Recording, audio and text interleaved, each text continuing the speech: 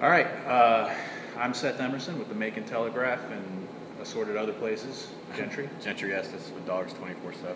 We were out last week, so apologies to anybody who doesn't want to rehash what happened in Columbia. But well, you were out last week. I was out last week. My apologies, and Gentry was not. Gentry, you actually I think showed up here to do a video, which some might say the Bulldogs did not show up in Columbia the first quarter. Ooh, nice transition. Yeah. Let's just go over that really quickly. I mean, obviously Georgia was manhandled in the first quarter. I don't think Georgia is 28 points worse than South Carolina, but they certainly did not look like a team that if they played 10 times would win 5 times.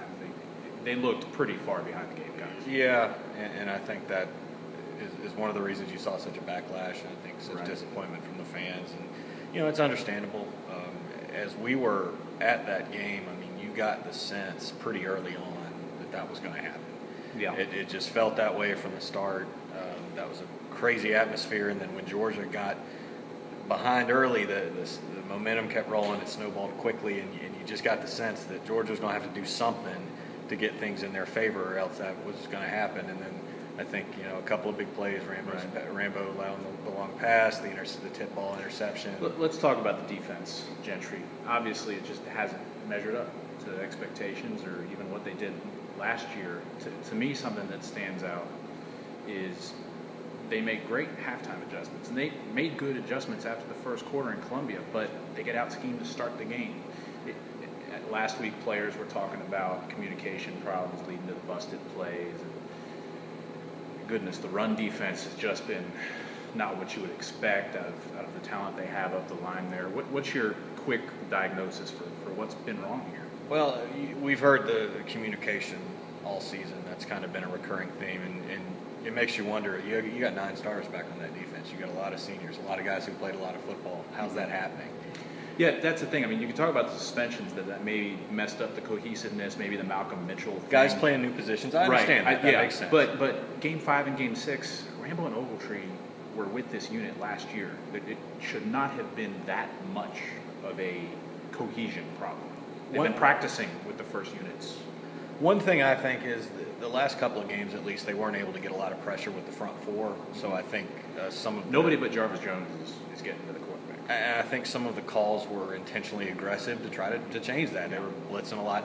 South Carolina's first 2 touchdowns involved blitzes, with Sanders Cummings on the first one, Alec Ogletree on the second one. And in both cases, you're trying to bring an extra guy to make something happen.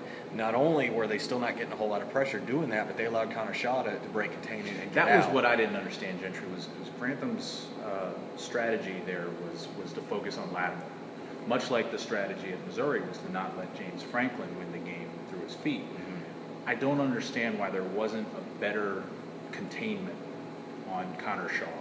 Those runs were just backbreaking. There were some third down runs. There were some second down runs. You looked at the stat sheet, and it was it was surprising that Shaw had only run 4 or 5 times, whatever it was, because each one of those runs was successful. From watching film and everything, what went wrong in terms of it seemed Shaw? Like there was a guy there waiting on him, but he was just too fast. And I think Shaw was a little faster than Georgia probably expected from what I saw. But and I think they tightened that up a little bit in the second half. But it was just one of those games where whatever happened in the first quarter decided the game, and whatever happened after that was kind of irrelevant. Let's switch to the offense again, talking about not just the South Carolina game, but what it portends for the rest of the way. Obviously, the O-line was just dominated by Jadeveon Clowney, but also Chad Sutton and some of those other guys.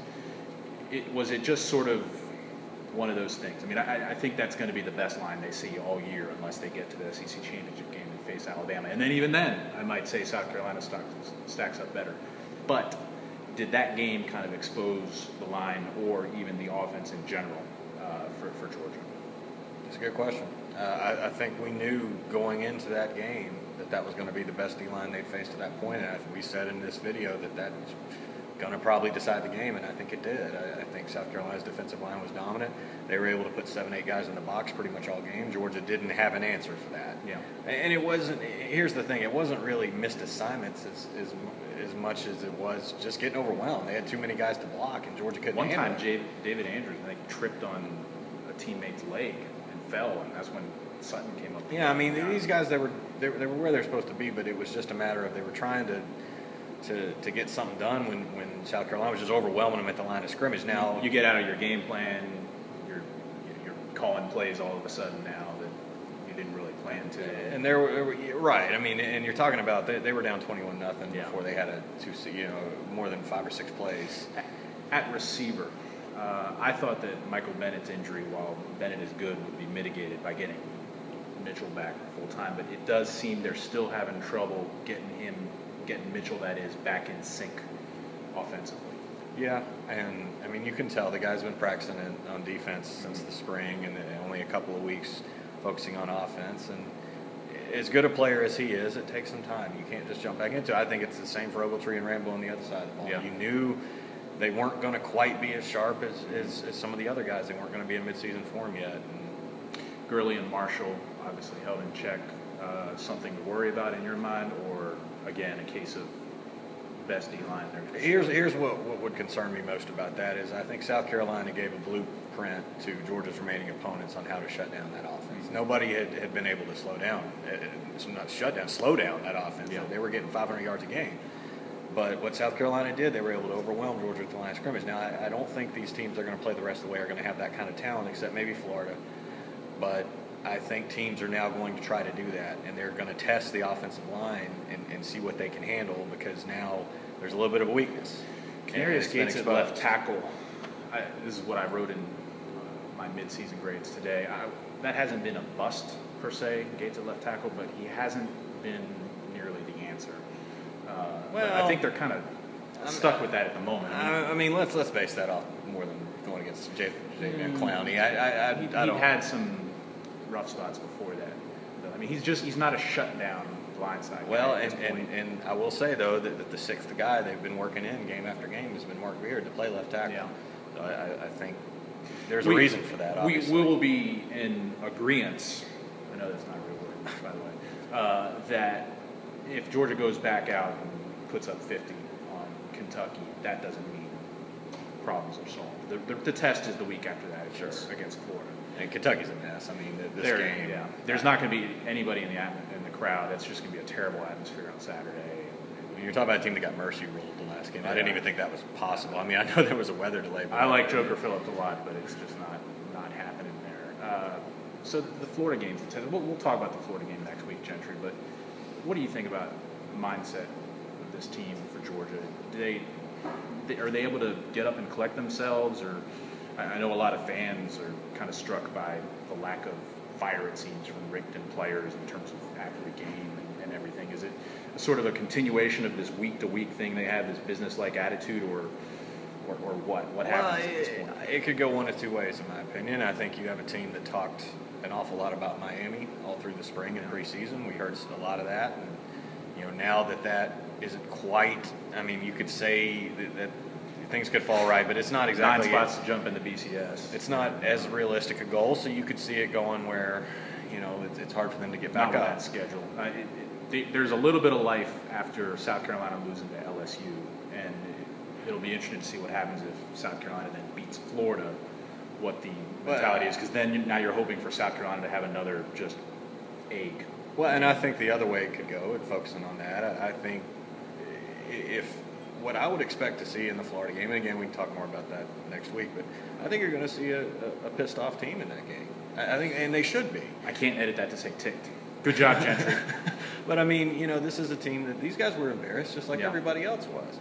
And now you have pretty much one game left on the schedule to really prove that you're as good as everyone seemed to think you were at the start of the season. I think Georgia will give their best shot in that game.